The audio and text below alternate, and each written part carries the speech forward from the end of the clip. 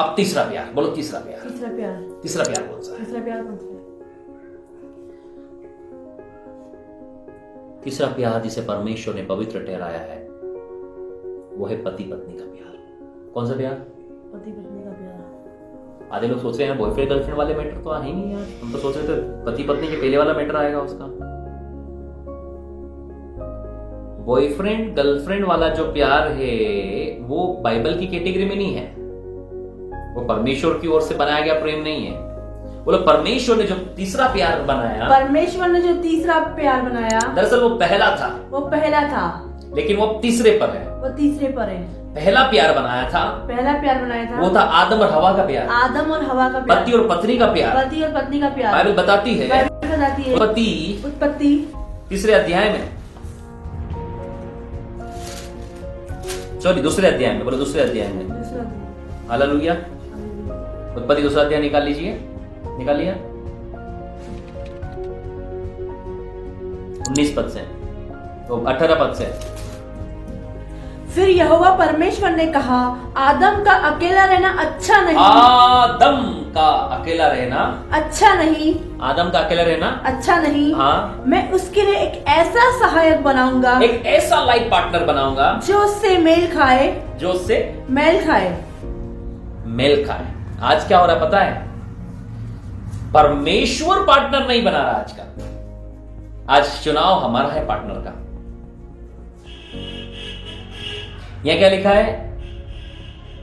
मैं उसके लिए कैसा सहायक बनाऊंगा, मैं बनाऊंगा। तो आप सोचते हैं परमेश्वर लेट कर रहा है, क्या सोचते हैं? परमेश्वर लेट कर रहा है। क्या सोचते हैं? परमेश्वर लेट कर रहा है। परमेश्वर बहुत लेट कर रहे हैं, आप हम ही ट्राई कर लेते हैं। होता क्या है पता है? आदम की पसली निकाली, क्या निकाली? पसली निकाली और हवा को बना दी। क्या कर दिया? उस लाइन को पढ़ो, मैं फिर पूरा क्लियर करना चाहता हूं। फिर यहोवा परमेश्वर ने कहा, आदम का अकेला रहना अच्छा नहीं, मैं उसके लिए एक ऐसा सहायक बनाऊंगा 21 जो उससे मेल खाए।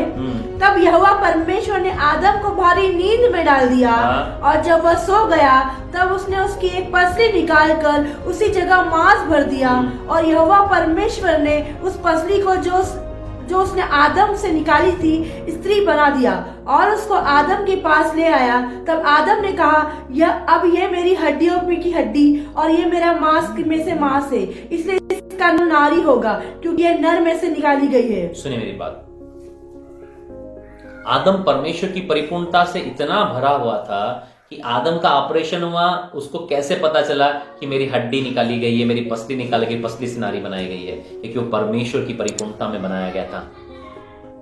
परमेश्वर की परिपूर्णता में बनाए जाने के कारण जैसे आदम ने हवा को देखा ना, वैसे समझ गया कि मेरे अंदर से निकाली गई है, ये मेरे अंदर से निकाली गई, नर के अंदर से निकाली गई है, इसलिए ये नारी होगी। समझ पा रहे हैं आप लोग?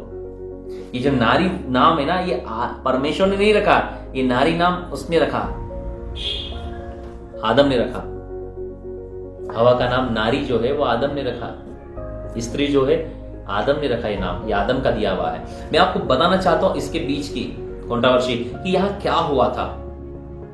अब यहां पर परमेश्वर ने आदम के लिए हवा बनाई थी, आदम के लिए एक स्त्री बनाई थी, आदम के लिए एक नारी बनाई थी, आदम के लिए एक औरत का निर्माण किया था।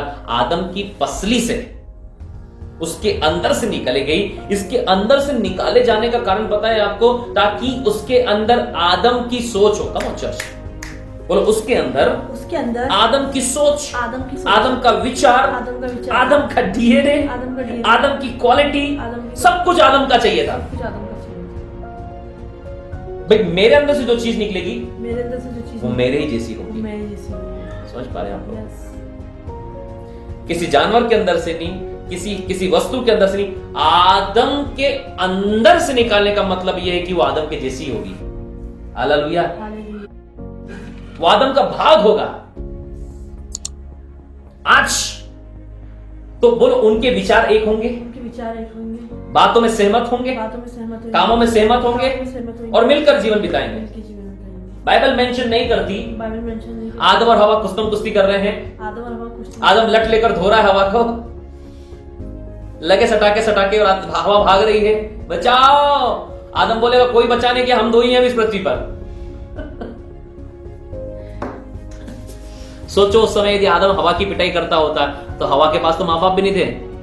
आजकल की हवा फोन करती, मम्मी पता है तुमको, मेरे को ना आज उन्होंने 2 बात सुना दी, मम्मी पता है तुमको। एक एक बात के लिए मम्मी को फोन करते हैं। मैं तो वही बोल रहा कि मम्मी पापा भी क्यों वहां पर पड़ोस में घर नहीं ले लेते जाकर, वो फोन का बिल भी बचेगा। वही ले लो ना, घर ले लो, जहां बेटी का ब्याह करा ना उसके पास में घर ले लो, एक फ्लैट ले लो, कैमरे भी लगवा दो वहां पर, दिन रात देखते रहो कि बेटी क्या कर रही है। मम्मी मम्मी है ना मेरी सास ने मेरे को आज ऐसा बोला। अच्छा ऐसा बोली वो, अभी बताती हूँ उसको। हमारे यहां ऐसे केसों के समाधान नहीं किए जाते। जब हमारे यहाँ हस्बैंड वाइफ के मैटर आते हैं तो सबसे पहले मैं पूछता हूं, क्या तुम अपने माँ बाप से बात करती हो? बोले हाँ, तो जाओ खुद ही निपटो, खुद ही निपटो। मेरे बाइबल का क्राइटेरिया नहीं है। मेरे परमेश्वर ने आदम के लिए सास ससुर का निर्माण नहीं किया था ताकि हवा उसको ज्ञान फैल सके, हवा उसको बता सके तुम मेरे बाप को जानते हो आदम।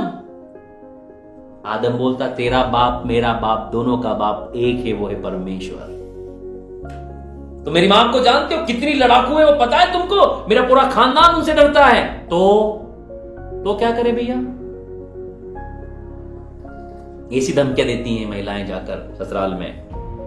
तुमको पता है ना मेरे पापा ने तुमको 2 पेटी भर के दिया था, ये गाड़ी जिस पर तुम घूम रहे हो ना, तुम्हारी क्या हैसियत थी? ऐसी बातें करती हैं। अरे वो तुम्हारा पति है, तुम्हारा सिर है।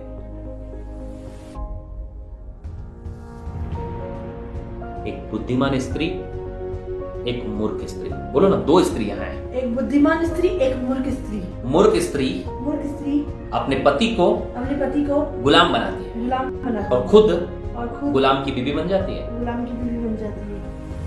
फिर से सुनने का थोड़ा सा मजा आएगा।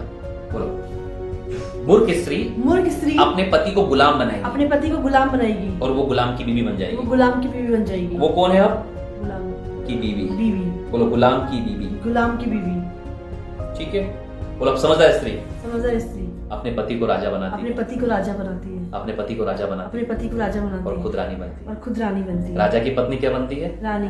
गुलाम की पत्नी गुलाम। तो ये मेंटलिटी होती है डिसाइड करने की। क्योंकि बोला है ना, आदम की इज्जत से हवा की इज्जत होगी, आपके पति की इज्जत से आपकी इज्जत होगी। आपकी इज्जत कमाने की एक्स्ट्रा जरूरत नहीं है। सुलेमान की पत्नी, उसको सुलेमान का खिताब मिला। दाऊद की पत्नी, दाऊद का खिताब मिला था। आदम की पत्नी, आदम का खिताब मिला था।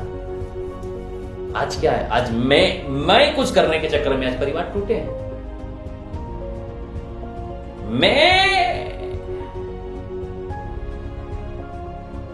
जो घर पुरुष प्रधान ना होकर स्त्री प्रधान घर है ना,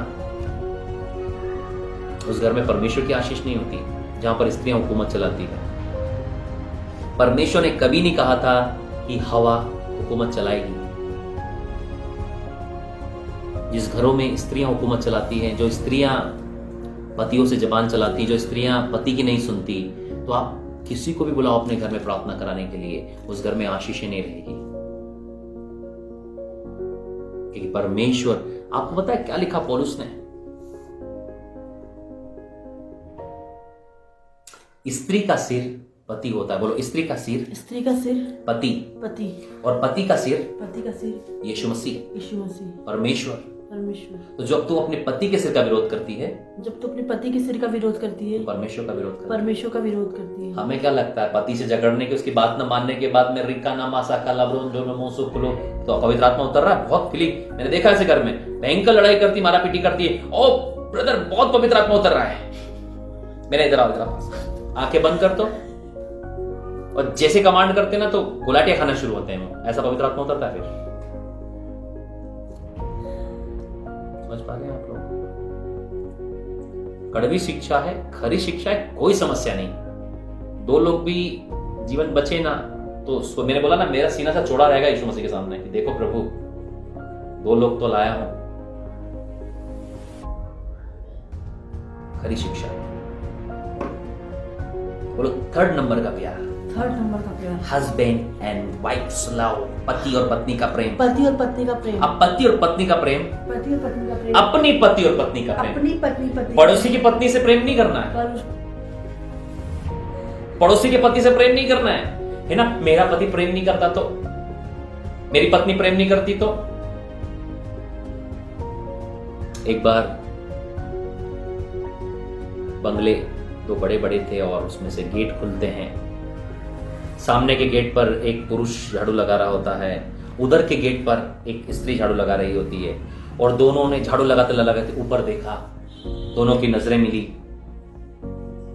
अब वो दोनों एक दूसरे को देखकर क्या सोच रहे थे पता है? कि काश ये मेरी पत्नी होती। वो सोच रही काश ये मेरा पति, काश ये मेरी पत्नी होती, काश ये मेरा पति होता। सेम थिंग सोच रहे थे वो। एक पुरुष इधर झाड़ू लगा रहा था, एक स्त्री उधर झाड़ू लगा रही थी। क्या होता? क्या दोनों खुश होते? वो स्त्री जो सोची कि मेरा पति होता तो झाड़ू लगाता, और वो पति सोच रहा था कि ये मेरी पत्नी होती तो झाड़ू लगाती। सोचो दोनों शादी भी कर लेते क्या होता? दोनों अपोज होते एक दूसरे के। पति अपनी जिम्मेदारी पूरी करे, पत्नी अपनी जिम्मेदारी, कभी घर में झगड़े नहीं होंगे। लेकिन जिस घर में दोनों में से एक अपनी जिम्मेदारी को पूरा नहीं कर सकता, वो घर कभी सफल नहीं हो सकता। दोनों अपनी जिम्मेदारी संभाले। आदम अपनी जिम्मेदारी संभाले, हवा अपनी जिम्मेदारी संभाले, नर अपनी जिम्मेदारी संभाले, नारी। लेकिन जो दोनों जिम्मेदारी को, मेरा पति कुछ नहीं करता इसलिए मैं कुछ कर लूंगी ना, वो घर कभी सक्सेसफुल नहीं रहेगा। वो सारी जिंदगी कहती रहेगी मैं थी तो ये हो गया, मैं थी तो वो हो गया, मैं थी तो वो हो गया। बच्चे हो जाते हैं, तुमको पता है ना, मैं बच्चों के कारण रुकी हुई हूं, बच्चों के कारण रुकी होती हूं। अब बच्चों की शादी हो गई है, अब किसके कारण रुकी हुई है? पति बोलता बच्चों के कारण है, पत्नी बोलती बच्चों के कारण है। अब दोनों बच्चों की शादियां हो चुकी है। अब दोनों साथ में क्यों हैं? अब दोनों साथ में इसलिए क्योंकि परमेश्वर ने जोड़ा है, परमेश्वर ने रखा है। पति पत्नियों आपस में झगड़ा बंद करो। जब पति और पत्नी के बीच में कभी भी मैं नहीं आना चाहिए। जिस दिन आपके विवाह में मैं आ गया, आप समझ लेना आपका विवाह अब डेड पर पहुंच गया, मृत्यु की कगार, वेंटिलेटर पर है। आपका विवाह वेंटिलेटर पर है, मृत्यु की कगार पर है। पति पत्नियों, मैं आपको सिखाना चाहता हूं, कभी भी हस्बैंड और वाइफ के बीच में ईगो नहीं आना चाहिए। मैं क्यों पानी पिलाऊं, मैं क्यों करूं, मैं। जब पति और पत्नी के बीच में जिस दिन में आ जाएगा, आप किसी से मत पूछना, आपका विवाह नष्ट होने की कगार की ओर बढ़ रहा है, आपका शादीशुदा जिंदगी खत्म होने। अरे ईगो किस बात का आप दोनों के बीच में? अरे दोनों आप एक हैं। हस्बैंड और वाइफ को खुदा ने पैरेलल रखा है।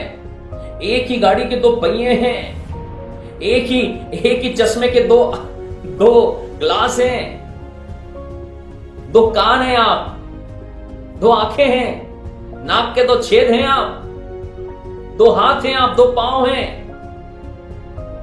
Come on church. अब बाइबल कहती वो दो नहीं परंतु एक होंगे। क्या लिखा है? दो नहीं परंतु एक ही। 24 पद 24। इस कारण पुरुष अपने माता पिता को छोड़कर अपनी पत्नी से मिला रहेगा और वे वे एक नहीं तन बने रहेंगे, एक ही तन बने रहेंगे, एक ही तन बने रहेंगे। अब बोलो दोनों एक होंगे, वो दोनों एक होंगे, एक होंगे। ये नहीं बोला 30-50 70-25, वो दोनों बोलो 50-50 होंगे, 50-50 होंगे।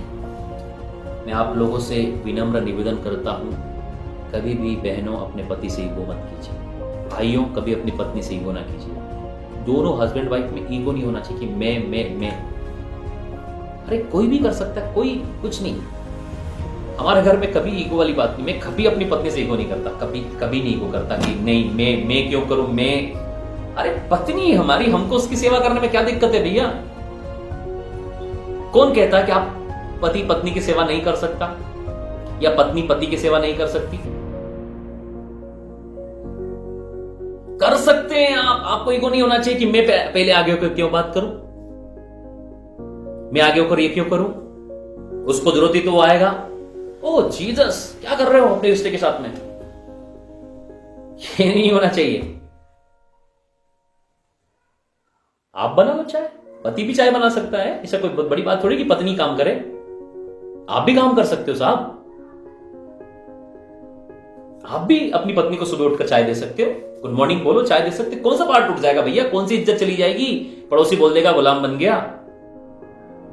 मैंने कभी भी ये बाउंडेशंस को अपने घर के ऊपर में हावी नहीं होने दिया, कभी भी, कि नहीं नहीं नहीं ये तुम्हारा ही काम है, नहीं नहीं ये मेरा ही काम है, ये तुम्हारा काम है, ये तुम्हारा मेरा नहीं है। जिस दिन तुम्हारा और मेरा घर के अंदर आ गया ना, उस दिन घर, आप सोचो आपके घर डेढ़ हो चुके हैं, टूटने के कगार पर हैं। पति पत्नी के बीच में बात आना नहीं चाहिए, बिल्कुल नहीं आना चाहिए। जरूरी नहीं, आप कर सकते हो, आप आगे होकर बात कर लो, कोई दिक्कत नहीं है। कि उसने मेरे को आगे होकर बात नहीं करी, उसने मेरे को पानी, तू ले जाकर पानी नहीं दिया तो कोई दिक्कत नहीं, ले लो, अच्छे से बात कर लो। तेरे को नहीं पूछा, कोई नहीं, 2 गिलास लेके आ, तू भी पिए, उसको पत्नी को पिला ले, क्या दिक्कत है? मैं यहाँ उधर से आया, उसने मेरे को चाय, अरे तो कौन सा पार्ट टूट गया भाई? 5 रुपए की चाय बाजार में भी पी लेता, घर में शांति तो बनी रहती ना।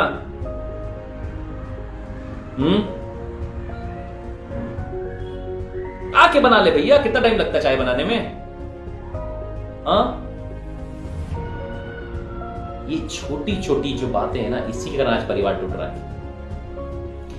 ये परिवार टूटने का एक रीजन है ना, दीवारों पर लिख देना, ये घमंड और ईगो है हस्बैंड और वाइफ के बीच में, कि मैं क्यों करूं, मैं क्यों करूं, मैं इतने समय से सेहतियार हूं, मैं इतने समय से कुछ नहीं बोली, इतने समय से, इसका मतलब कचरे की पेटी भर रखी थी इतने समय से, कभी तो खाली करनी थी ना।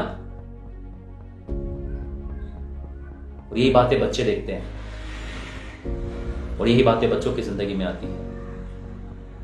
इन कचरों को हमें अपनी जिंदगी में जगह नहीं देनी मेरे भाई और बहनों। इन कचरों को हमें अपनी जिंदगियों से निकाल देना है, इन कचरों को हमें अपनी जिंदगी से हटाना है, इन कचरों को फिनिश करना है। हस्बैंड वाइफ में कोई दीवार नहीं होना चाहिए प्रियो। जब परमेश्वर तुम दोनों को एक होने के लिए रखा, तब तो तुम्हारे बीच में कोई दीवार नहीं होती है, तब तो वहां पर कोई ईगो नहीं होता है। जब तुम अपने वाइफ के साथ, अपने हस्बैंड के साथ रिलेशनशिप में होते हो, तब तो तुम्हें कोई दीवार और बाउंडेशन नजर नहीं आती है। लेकिन जब घर के बाहर निकलते हो, उस रिलेशनशिप के बाहर आते हो, जब काम की बारी आती है, तो नहीं नहीं तुम औरत हो, तुम्हें ये काम करना है, नहीं नहीं तुम पुरुष हो, तुम्हें ये काम करना है, मैं ये काम थोड़ी करूंगी, काम तुम्हारा है, मैं वो काम थोड़ी कर तुम्हारा है। ओ जीसस, क्या तेरा और मेरा है? हाँ, ये घर हमारा है, ये घर है, ये हमारा घर है। ये घर अलग अलग नहीं है, ये घर 2 लोगों से मिलकर बनता है। पति और पत्नी 2 लोगों से मिलकर एक परिवार बनता है, एक घर बनता है। जिस घर में पति और पत्नी अलग है, उस घर को घर नहीं कहा जा सकता। ये तो एक साइकिल के 2 पहिए हैं, एक कार के पहिए हैं, ये तो 2 हाथ हैं, ये 2 पांव हैं, ये 2 आंखें हैं, ये नाक के 2 छेद हैं, ये कान हैं 2।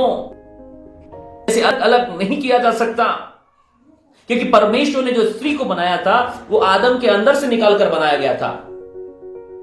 आज पता है, बहुत सारे रिश्ते परमेश्वर नहीं निकाल रहा। आज या तो हवा निकालती है आदम को अंदर से बाहर, या आदम अपने अंदर से हवा को पकड़ के निकालता है। वो सोचता है अपने लायक, अच्छा ये अच्छी लग रही है, अच्छा वो अच्छी लग रही है, अच्छा ये अच्छी लग रही है, अच्छा वो अच्छी लग रही है, यही मेरी पसली है, यही मेरी पसली है। एक बहन आई बहुत समय पहले की बात मेरे पास में, अपोस्टल जी, भैया बोलती थी पहले, भैया हमारे प्रार्थना करो, प्रभु ने मेरे को लड़का दिखाया है। उसकी मम्मी भी आई, प्रभु ने मेरे को दर्शन दिखाया है, मेरे प्रार्थना करो, प्रार्थना करो, प्रार्थना करो। मैंने बोला ठीक है, ऐसी प्रार्थना तो नहीं करूंगा प्रभु तुझे यही मिले। मैं प्रार्थना करूंगा प्रभु यदि ये लड़का है तो रहना है, नहीं तो भाग जाना है। मैंने बोला प्रभु यीशु मसीह के नाम में, यदि बहन के लिए इस लड़के को आपने रखा तो ये इनका रिश्ता हो, और नहीं होता I break in the name of Jesus Christ. पता है 3 दिन के बाद लड़का भाग गया। क्या बता रही थी वो? प्रभु ने मेरे को दिखाया, उसकी मम्मी को परमेश्वर सपने में आके बोला कि ये लड़का है। क्यों भाग गया फिर? मैंने कहा एक ही प्रार्थना करूंगा बस, मैं ज्यादा लंबी चौड़ी नहीं प्रार्थना करूंगा। इनको रिश्ता जोड़ दे प्रभु, इनको ये कर दे प्रभु, इनको वो कर दे प्रभु, इनकी पसलियां चेंज हो जाए, इनके डीएनए चेंज हो जाए। ओ क्या कर रहे हो भैया, क्या प्रार्थना कर रहे हो? मेरे को प्रार्थना, आधे से ज्यादा लोगों को प्रार्थना ही करना नहीं आती, कैसी प्रार्थना करनी है। आपकी प्रार्थना सटीक और सही, परमेश्वर को मस्का लगाने की कोशिश न करें प्रार्थना में आप। मैंने कहा खुदा तेरी विल हो तो रहना है, नहीं तो आई ब्रेक इट, मैं तोड़ता हूं। 3 दिन में भाग गया लड़का, 3 दिन लगे उसको, भागा और दोबारा दिखाई नहीं दिया। ऐसे कई केसेस हुए, मैंने ब्रेक किया रिलेशनशिप को। खुदा तेरी ओर से तो टिकना नहीं तो भागना है। एपोस्टल जी हमको अगुवाई हो रही है, एपोस्टल जी हमको दिखाई दे रहा है, अगुवाई हो रही दिखाई, मैं देखो भैया तुम ही देखो, तुम ही निपटना, हमारे पास मत आना अगुवाई लेके तुम्हारी। क्योंकि हम जानते हैं मैरिज के प्लान को by the word of God. यहां पर आदम पत्नी ढूंढ नहीं रहा था, यहां पर हवा बाहर निकलने के लिए बेचैन नहीं थी। बाइबल साफ कहती है परमेश्वर ने आदम के अंदर से पसली निकालकर हवा बना। आपको पता है वुमेन्स की जो पसलियां होती है ना, वो एक कम होती है, नेट पर डालना, सॉरी वुमेन्स की पसलियां जो थी ना, महिलाओं की पसलियां पूरी होती हैं, और मेन की एक पसली कम होती है। नेट पर डालकर पढ़ लेना, रिप्स मैन एंड वुमेन, तो आपको नेट बताएगा, साइंस बताएगा कि आदम मतलब मनुष्य यदि लड़के के अंदर में एक पसली कम होती है और महिलाओं के अंदर में पूरी पसलियां होती हैं। आई थिंक सो 45 मेन के अंदर होती है, कंफर्म नहीं है ना, मैं बस बता रहा हूं आपको। 45 मेन के अंदर होती है तो 46 वुमेन्स के अंदर होती है। 46 मतलब पूरी पसलियां और 45 मतलब एक कम पसली आदमी के अंदर होती है। साइंस आज तक नहीं पता कर पाया, ऐसा क्यों? बाद में ज्ञानचंद लोग आए, उन्होंने बोला ऐसा इसलिए कि ब्रेस्ट को सपोर्ट करने के लिए एक पसली ज्यादा होती है वुमेन्स के अंदर। ये ज्ञानचंद लोग थे ये, क्योंकि उन्होंने बाइबल तो नहीं पढ़ी, बाइबल बताती है आदम के अंदर भी पसलियां पूरी थी, लेकिन जब एक पसली आदम के अंदर से निकाली वो पसली की कमी हो गई और उस पसली से औरत को बना दिया गया। अब क्या हो रहा है? बोलो अब क्या हो रहा है? अब क्या हो रहा है? कोई और पसली को खींच के बिठा रहे हैं। क्या कर रहे हैं? कोई और पसली को खींच के बिठा रहे हैं। आपने देखा ना, कई बार हमारे पाँव में जूता नहीं आता तो क्या करते हैं? क्या करते हैं? एपोस्टल जी पहले तो आ रहा था वो, अब नहीं आ रहा है। समझ पा रहे हैं आप? बोलो जब हमारे पाँव में जूता नहीं आता, जब हमारे पाँव में जूता नहीं आता, कोई कपड़ा नहीं आता, कपड़ा नहीं आता, तो खींच के पहनाते हैं। कैसे करते हैं? खींच के बिठाते हैं। तो क्या करते पता है? वो पसली हमारी नहीं है, क्या है? पसली हमारी नहीं है, किसी और की पसली को किसी और की पसली को अपने अंदर खींच के बिठा रहे हैं, अपने अंदर क्योंकि हमें वो पसली पसंद आ रही है। बोलो उस समय तो बैठ गई वो, उस समय बैठ गई, ठोक के, पीट के कुछ भी करके कुछ भी करके वो पसली को बिठा लिया, पसली को बिठा और ज्यादा दिन नहीं टिकती वो। ज्यादा दिन नहीं, 2-4-8 दिन के बाद दर्द करने लगती। बोले दर्द कर रही है यार ये पसली, दर्द कर रही है। और महीने दोनों के बाद वो 3 महीने के बाद वो पेन बढ़ जाता है पसली का। आप किसी और की पसली को अपने अंदर एडजस्ट कैसे कर सकते हैं? संभव नहीं है, मेडिकल साइंस के अनुसार संभव नहीं है। आज भी यही होता है। खुदा ने जो स्त्री जो पुरुष हमारे रखा है, हम जबरदस्ती उसको हासिल करने की कोशिश करते हैं, अपनी मर्जी के अनुसार हासिल करने की कोशिश करते हैं, और वो हमारा रिश्ता कभी सफल नहीं हो पाता। पता है, वो रिश्ता टिक नहीं पाता, बहुत समय लगता है। फिर परमेश्वर के अनुग्रह की मांग होती है और परमेश्वर का अनुग्रह होता है, बहुत समय लगता है, बहुत दर्द से गुजरना पड़ता है, बहुत दर्द से गुजरना पड़ता है, बहुत दर्द से गुजरना पड़ता है उसको सेट होने में। और बहुत लोगों का हो जाता है, बहुत लोगों का नहीं होता, लेकिन तकलीफें असहनीय हैं। किसी की पसली टूटी हो तो उससे पूछना है कि भाई दर्द कैसा होता है। किसी की हड्डी टूटी हो तो पूछ क्या नजर आ, कोई आपकी कोई पहचान का जिसकी हड्डी टूटी हो? एक बार फोन करके पूछना, बोले सच में बताओ दर्द कैसा हुआ था? वो बोलेगा चीख निकल गई थी। सेम वही दर्द रोज फैमिली के अंदर होगा यदि कोई दूसरी पसली को जबरदस्ती डाल लिया। अरे खूबसूरत है, आज पसली देखने का क्राइटेरिया, आज रिलेशनशिप का क्राइटेरिया, आज शादी का क्राइटेरिया पता है? नौकरी है कि नहीं है उसके पास में, खाता कमाता है कि नहीं है, वो भूल गए कि वो बाइबल पढ़ता है कि नहीं, वो प्रार्थना करता, वो खुदा का भय मानता है कि नहीं, वो क्राइटेरिया नहीं पूछा जाता। आज उनको ऐसा चाहिए जो कमाने वाला हो, भाई बाद में दारू पी के मारे, दंगल करे, वो पीटे भगाए, वो क्राइटेरिया नहीं रहा अब। क्योंकि अब हमारा जो क्राइटेरिया परमेश्वर वचन से बदल गया है। परमेश्वर ऐसे क्राइटेरिया रखता है, भली स्त्री यहोवा का भय मानती है, यहोवा का भय मानने वाली स्त्री, यहोवा का भय मानने वाला पुरुष के बारे में बाइबल बताती है। यदि यहोवा का भय नहीं मानता तो तुम्हारे से क्या डरेगा? जो खुदा से नहीं डरता वो तुमसे और मुझसे क्या डरेगा? तुम्हारे बाप से, हमारे बाप से क्या डरेगा? वो किसी के बाप से नहीं डरेगा। वो उसने तो फिर धमाल मचानी ही मचानी है। Listen carefully people of God, क्या लिखा है यहाँ पर 24 पद, उत्पत्ति 2 का 24। इस कारण पुरुष अपने माता पिता को छोड़कर, अपने माता पिता को छोड़कर, किसको? अपने माता पिता को छोड़कर, बोलो अभी तक माता पिता नहीं थे, तभी परमेश्वर ने कहा था, माता पिता को छोड़कर। आज भी आदम और हवा से अपने माता पिता नहीं छूट रहे हैं। अब माता पिता को छोड़ने का अर्थ आप समझ लीजिए।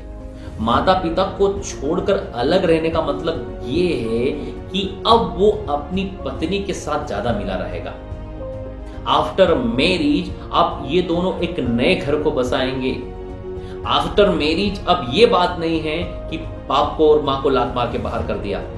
आफ्टर मैरिज ये बात नहीं है कि आपने अपने संबंधों को ब्रेक कर दिया, लेकिन आफ्टर मैरिज ये है कि पति पत्नी मिलकर आप एक नई दुनिया को बसाने जा रहे हैं। अब उनमें परिवारों का इन्वॉल्वमेंट कम हो जाता है और न के बराबर हो जाता है। अब पति पत्नी एक दूसरे को समझेंगे, एक दूसरे का आदर करेंगे, एक दूसरे से प्रेम करेंगे, एक दूसरे की बात को मानेंगे और एक दूसरे मिलकर वो अपने घर परिवार को आगे बढ़ाएंगे। अब होता क्या है, अब के जो ट्रेडिशन है, अब के ट्रेडिशन में माँ बाप अपनी बेटियों से इतनी ज्यादा मोहब्बत करते हैं कि वो पूरी तरीके से हस्तक्षेप करते हैं। मोबाइल फोन होने के कारण में बेटी अपने घर का पूरा हिसाब किताब शाम को अपने मम्मी पापा भाई और बहनों को सुनाती है। आज मैंने ये किया, आज मैंने वो किया, आज मैंने ये किया वो किया, हर दिन का अपडेट। और ये बहुत ज्यादा मात्रा में परिवारों को तोड़ा जा रहा है इस शैतान के जाल से। पुराने जमाने में हमारी मम्मी हमको बताती है कि हमारे जो नाना जी, मतलब मेरे मम्मी के पिताजी ने एक ही बात कही थी उनको, जूते खाना, मार खाना, जो मर्जी हो खाना, लेकिन घर मत आना झगड़ा करके। घर मत आना कि मेरे पति ने ऐसा किया, घर मत आना। घर आएगी ना, ये घर तेरे लिए बंद है। क्योंकि उस समय कहा जाता था कन्यादान। क्या कहा जाता था? कन्यादान। क्या कहा जाता था? कन्यादान। कन्यादान। और एक बार आप किसी चीज को दान कर देते हैं तो आप दान वाले चीज का हिसाब नहीं पूछते हैं। कितने लोग हमारे मिनिस्ट्री में ऑफरिंग डालते हैं, आप हिसाब मांगते हो क्या हमसे? अपोस्टल इस ऑफरिंग का क्या कर रहे हैं आप? कितने अनाथों की सेवा हो रही है, कितने विधवाओं की सेवा हो रही है, कितने लोगों की सेवा हो रही है, क्या आप इसका यूज कर रहे हैं? क्यों नहीं पूछते हैं? क्योंकि आप देकर उसे भूल गए। बोलो देकर भूल गए। सिर्फ पुराने समय में यही होता था, हमारे माता पिता के जमाने में, कि एक बार विवाह कर दिया तो लड़की को बोल दिया कि हमने कन्या का दान कर दिया है, अब ये कन्या जो हमने तुम्हें दे दी है अब तुम्हारी जिम्मेदारी है इसको संभालना। लेकिन अब कन्यादान जैसा कोई चीज नहीं बचा है। ससुराल पहुंची नहीं की, अच्छा पहुंच गए तुम, कैसा रहा सफर तुम्हारा? अरे भैया अभी तो तुमने लड़की को कार में बिठा के जीना हराम कर दिया पति का बेचारे का, कि अपनी पत्नी से पर्सनल बात करते तो फोन पे लगी हुई है। ओ जीसस, मैंने अपने चर्च के लोगों से कहा, जब तुम्हारे पति तुम्हारे घर में हो ना, बहनों हाथ में फोन लगाकर पति की इज्जत ना खराब करिएगा। जब तुम्हारे घर में हो, जब पति तुम्हारा सामने हो, तुम्हें फोन उठाने की परमिशन नहीं है। पति बेचारा नौकरी वोकरी कर कुरा के सद्दू रहा है और तुम फोन पर लगी हो। कितना भी अर्जेंट कॉल हो, तुम्हें पति को पहला स्थान देना है, तुम्हें पति का आदर करना है और आकर कहना है। कई सारे परिवार टूटने का, शादी के 2 साल हो गए, 3 साल हो गए, पत्नियां बिना नहाए धोए बाल भी बिखरे पड़े, शाम को पति घर आया वैसी ही बैठी हुई हैं। अरे साहब शाम को तुम्हारे पति घर आने वाले हैं, बढ़िया मूड होके पाउडर वाटर लगा के बाल वाल सवार के अच्छे से रहो ना, फ्रेश लगो ना, देखो कि आपका पति आया। अब किसको देखना है? अब तुम ऐसी बैठोगी बिल्कुल कि पति की देखने की इच्छा नहीं, तो तुमको क्यों देखे? वो बाहर ही देखने जाएगा ना। हमारा पति तो हमारी तरफ देखता ही नहीं, क्यों देखेगा भाई? कैसी रहती हैं आप? अरे बढ़िया तैयार रहो ना, कौन सा बहुत करोड़ रुपए का खर्चा करने जाना है?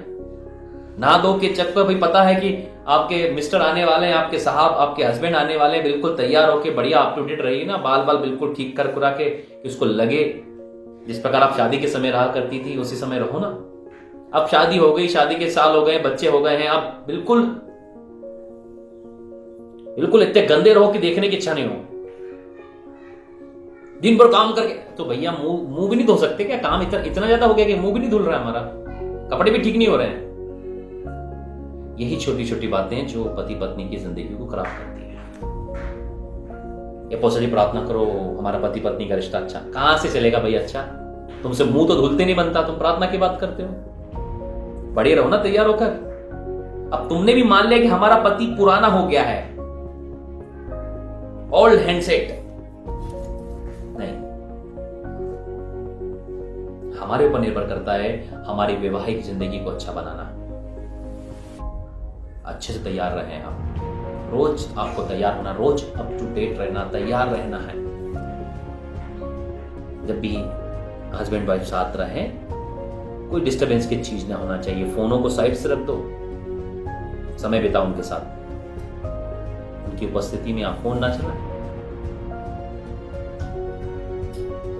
आदम अपने माता पिता से अलग होकर अपनी पत्नी के संग मिला रहेगा।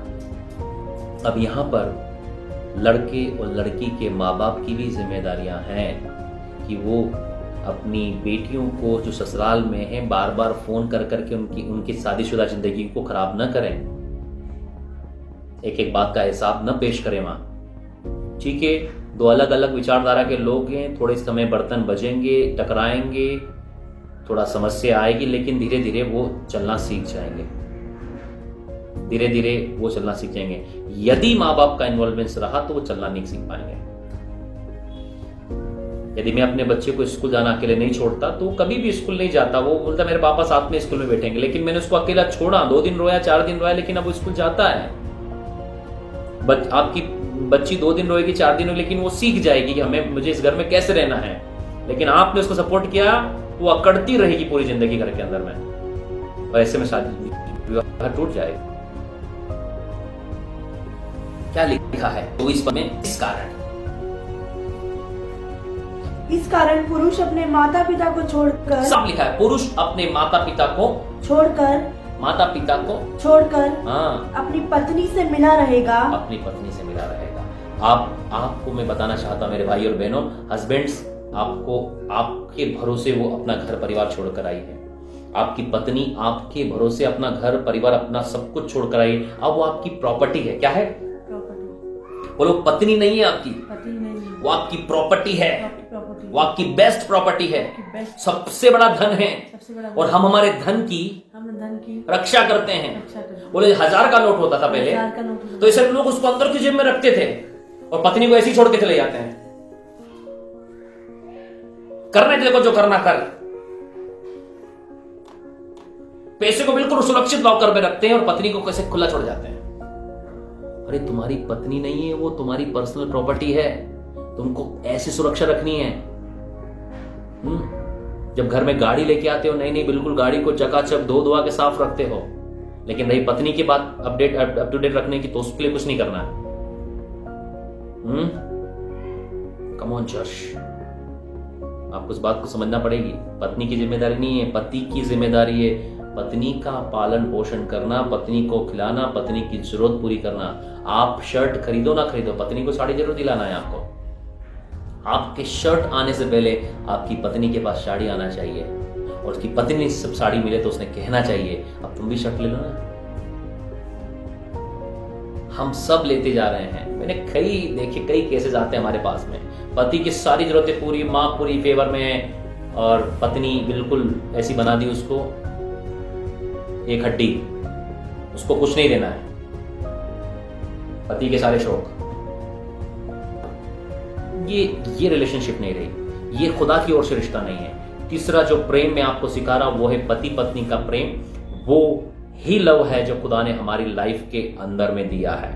वो प्रेम परमेश्वर ने आपके अंदर में दिया है, मेरे अंदर में दिया है, और इस रिलेशनशिप को जो हस्बैंड वाइफ के अंदर में होती है, खुदा की ओर से वो पवित्र रिश्ता होता है, और कोई दुनिया की ताकत उसको अपवित्र रिश्ते में नहीं कहती। वो पवित्र रिश्ता होता है। पति की जिम्मेदारी है, काम नहीं है तो मजदूरी कर जाकर कोई बुराई नहीं है। हमारे बाप दादाओं ने बहुत मजदूरी किया है, कोई शर्म नहीं भैया। शर्म तो तब हमें आना चाहिए कि हम आदमी होकर अपने घर को नहीं चला पा रहे हैं, भैया तेरा अच्छा महंगा जीन्स और हाथ में अच्छी घड़ी और दोस्तों के सामने ठाट बाट काम नहीं आएंगे। तेरा काम आएगा कि तू अपनी पत्नी का पेट भरता है, तो अपने बच्चों का पेट भरता है। घर में पड़े रहने की जरूरत नहीं है। जाओ बाजार में बहुत काम है, काम करो, जाओ कमा कर लेकर आओ और पत्नी को भी खिलाओ और खुद भी खाओ। ये जवाबदारी है आदम की कि वो अपनी पत्नी का पालन पोषण करे। ये आज्ञा खुदा ने आदम को दी थी। आज जमाना बदल गया है, लोग ऐसी बीवियां चाहते हैं कि वो काम करने जाए और पति इंजॉय करे, पत्नी काम करने जाए पति इंजॉय करे, पत्नी काम करने जाए पति इंजॉय करे। ऐसे केस हमारे पास आते हैं। मैं बहुत बहुत अलग तरीके से उनको चीजें समझाता हूं मैं, जो वो कल्पना नहीं करते कि ये पॉसिबल जी ऐसे ऐसे कैसे समझा रहे हैं हम लोगों को। भाई तेरी जिम्मेदारी है, तू अपनी पर्सनल प्रॉपर्टी को बाहर भेज रहा है कठिन परिश्रम करने के लिए। बुराई नहीं है, महिलाएं काम कर सकती है, बहनें काम कर सकती है, लेकिन कब? जब आपका आदम भी काम कर रहा हो, हस्बैंड वाइफ मिलकर काम कर रहे हो। आदम घर में है, आदम एंजॉय कर रहा है, हवा जो है वो बाहर काम कर करके मेहनत कर करके ला रही, बेचारी जान घबरा रही है उसकी। मैं ही जानती हूं, नहीं चलेगा। दोनों का जिम्मेदारी निभानी है। या लिखा वो अपने माता पिता से लगकर, बहनों ज्यादा कॉन्टेक्ट नहीं होना चाहिए आपके माता पिता से। भाइयों आपके माता पिता को इतना नहीं है कि वो आप दोनों हस्बैंड वाइफ की गृहस्थी के अंदर में बार बार प्रॉब्लम्स क्रिएट करें। वो हस्बैंड और वाइफ के अंदर कुछ बात हो, दोनों बैठो और बातचीत करो। मम्मी ऐसा बोल रही थी, पापा ऐसा बोल रहे थे, मम्मी को तुमने ऐसा किया, पापा। अरे भैया पत्नी तेरे साथ रहती है, बिल्कुल तुझे उस पर ट्रस्ट करना है, बैठना और बातचीत करना है। जल्दबाजी में और एक्साइटेड होकर गुस्से के साथ एक तरफा फैसला नहीं लेना है। परिस्थिति को समझना है कि सच क्या है और तह तक जाना, तब निर्णय लेना है। और तुझे आदम, तुझे पत्नी और मां के बीच में तालमेल को बिठाना है। तेरी रिस्पॉन्सिबिलिटी है। तुमने मम्मी को ऐसा क्यों बोला, मम्मी तुमने उसको ऐसा क्यों बोला, मैं तो दोनों के चक्कर में परेशान हो गया हूं। ओ भैया तू परेशान इसलिए हो गया क्योंकि तेरे पास वर्ड ऑफ गॉड नहीं है, वचन नहीं है, बाइबल पढ़। तुझे तालमेल बिठाना है, तालमेल बिठाना है। तेरे परेशानों से समस्या का समाधान नहीं होगा, तालमेल बिठाने से समस्या का समाधान होगा। और ये तालमेल केवल परमेश्वर का वचन लेकर आ सकता है। Listen carefully people of God. बोलो हस्बैंड वाइफ का रिश्ता पवित्र है, हस्बैंड वाइफ का रिश्ता पवित्र है। आखिरी वचन बोलकर समाप्त करूंगा। नेक्स्ट पार्ट में हम लोग और भी बातों को, पहला कुरिन्थियों 7 अध्याय जल्दी से निकाल लें। तालमेल बिठाना है हस्बैंड वाइफ के बीच में। पहला कुरिन्थियों 7 अध्याय पढ़ना, उसको शुरू करो। उन बातों के विषय में जो तुमने लिखी, ये अच्छा है कि पुरुष स्त्री को न छुए, पुरुष स्त्री को न छुए, पुरुष स्त्री को न छुए। सोचो यदि आप आपकी वाइफ को छूते तो कोई समस्या नहीं है, लेकिन आप किसी और की वाइफ को या किसी और लड़की को छूते हैं तो ये बाइबल इसके विषय में व्यभिचार बताती है। शादी से पहले रिलेशनशिप ये व्यभिचार की कैटेगरी में बाइबल कह रही है। छू रहे हैं और भी चीजें हैं जो आप सब जानते, खुलकर मुझे बताने की जरूरत नहीं है। क्या लिखा है इन बातों के विषय में? उन बातों के विषय में जो तुमने लिखी, ये अच्छा है कि पुरुष स्त्री को न छुए, परंतु व्यभिचार के डर से। इसका मतलब यदि अनवांटेड तरीके से आप किसी को छू रहे हैं, स्पर्श कर रहे हैं, हाथ लगा रहे हैं, भीड़ में, बसों में, मैं ऐसी जगह भी जानना नहीं पसंद करता हूं। भीड़ भाड़ वाले इलाके मुझे पसंद नहीं। भीड़ भाड़ वाली जगह मैं अक्सर कहा करता हूं, मेरे लोगों को जानता है, मैंने भीड़ वाली जगह नहीं, जहां कोई ना हो, 2 4 5 लोग हो, बस उसी जगह पे जाना पसंद। भीड़ भाड़ वाले इलाके में पसंद नहीं करता मैं। लेकिन अक्सर लोग भीड़ भाड़ वाले इलाके में जाना पसंद करते ताकि वो लोगों को छू सकें, अनवांटेड गलत तरीके से छू सकें वो लोग, इसलिए वो जाना चाहते हैं। क्या लिखा है? परंतु व्यभिचार के डर से हर एक पुरुष की पत्नी और हर एक स्त्री का पति हो। क्या लिखा है? परंतु व्यभिचार के डर से हर एक पुरुष की पत्नी और हर एक स्त्री का पति हो। हाँ बोलो, क्या हो दोनों? पति पत्नी। क्या हो? पति पत्नी। यदि पति पत्नी नहीं है और वो एक दूसरे को छू रहे हैं, क्या कर रहे हैं? छू रहे हैं। क्या कर रहे हैं? छू रहे हैं। This is called adultery. आपको क्या लगता है, करोगे तभी होगा? छूना भी एडल्ट्री के अंतर्गत आता है। जीसस, छूना भी एडल्ट्री के अंतर्गत आता है। Hallelujah, thank you Jesus, thank you Jesus, thank you Jesus, thank you Jesus, hallelujah. छूना भी एडल्ट्री के अंतर्गत आता है। छूना भी एडल्ट्री के अंतर्गत आता है। छूना भी एडल्ट्री के अंतर्गत आता है। छूना भी एडल्ट्री के अंतर्गत आता है। Thank you Holy Spirit, hallelujah. Oh Jesus, लेब्रोतो नामासा कलबा। यह लिखा है उन बातों के विषय में जो तुमने लिखी, यह अच्छा है कि पुरुष स्त्री को न छुए, परंतु व्यभिचार के डर से हर एक पुरुष की पत्नी और हर एक स्त्री का पति हो। पति अपनी पत्नी का हक पूरा करे और वैसे ही पत्नी भी अपने पति का। यहां पर बाइबल बताती है कि व्यभिचार के डर से आप और मैं किसी भी स्त्री को नहीं चूना है। मैं आपसे कहना चाहता हूं, हम किसी पराई स्त्री को गलत तरीके से नहीं छू सकते, उसको पकड़ नहीं सकते हैं, उसको हाथ नहीं लगा सकते हैं। ये बाइबल बताती है, ये व्यभिचार की कैटेगरी में है, ये व्यभिचार की कैटेगरी में आता है। आपको क्या लगता है कि बस वो काम ही विचार की कैटेगरी में आता है? ये काम छूना, गलत तरीके से छूना भी विचार की कैटेगरी में है। बॉयफ्रेंड गर्लफ्रेंड वाली रिलेशनशिप वाले लोगों, ध्यान से सुन लो।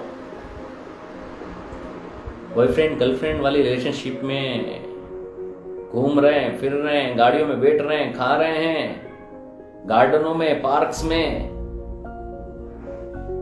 यदि आप गलत तरीके से छू रहे हैं एक दूसरे को, तो पहला कुरिन्थियों 7 अध्याय 1, 2, 3, 4 पद पढ़ लेना। 5 पद तक पढ़ लो, कोई दिक्कत नहीं है। लिखा है पति अपनी पत्नी का और पत्नी अपने पति का हक पूरा करे। पति पत्नी एक दूसरे का हक, एक दूसरे की जवाबदारी, एक दूसरे की जिम्मेदारी, एक दूसरे की जरूरत, वो जरूरत शारीरिक हो, वो जरूरत आत्मिक हो, वो जरूरत आर्थिक हो, कैसा भी हो, वो आपको दोनों को पूरी करनी है। हस्बैंड वाइफ को, वाइफ हस्बैंड की सारी जरूरतों को पूरा करना है। ये खुदा की आज्ञा है। हस्बैंड को वाइफ को खुश रखना है, वाइफ को हस्बैंड को खुश रखना है। जब आपका पति आपसे खुश रहेगा, आपकी पत्नी आपसे खुश रहेगी, कभी भी दोनों एडल्ट्री में नहीं गिरेंगे। कभी भी दोनों को बाहर कहीं जाने की जरूरत नहीं होगी। कभी भी दोनों को अनवांटेड रिलेशन बनाने की जरूरत नहीं होगी। कभी भी दोनों को बाहर जाने नहीं पड़ेगी। ये होता कब है? जब पति पत्नी की और पत्नी पति की जरूरतों को नहीं पूरा करते हैं, तब वे लोग बाहर जाते हैं। बहुत सारे केसेस ऐसे। ध्यान से सुन लीजिए, बता दिया मैंने, पति पत्नी एक दूसरे का हक पूरा करें। चौथी बात, पत्नी को अपनी देह पर अधिकार नहीं, पर उसके पति का अधिकार है। वैसे ही पति को भी अपने देह पर अधिकार नहीं, परंतु पति का है। अब याद रखना, ये जो आपका जो शरीर है ना, वो आपकी पत्नी का है, और पत्नी का शरीर वो पति का है। क्या आप किसी दूसरे को उस पर अधिकार दे सकते हैं? नहीं, क्योंकि अब आपका शरीर नहीं रहा, मैं अपना नहीं रहा, अब मैं अपनी पत्नी का हो गया हूं। इसलिए मैं अपने शरीर के साथ कुछ भी गलत नहीं कर सकता। वैसे आप पत्नियों, आपका शरीर अब आपका नहीं, आपके पति का उस पर अधिकार है। आप उसके साथ कुछ गलत नहीं कर सकती। ये खुदा की नजर में अपराध है।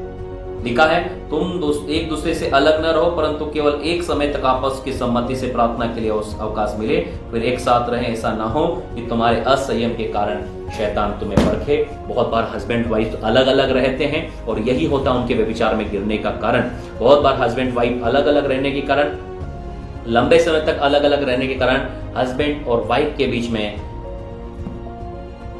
अनवांटेड रिलेशनशिप आती है।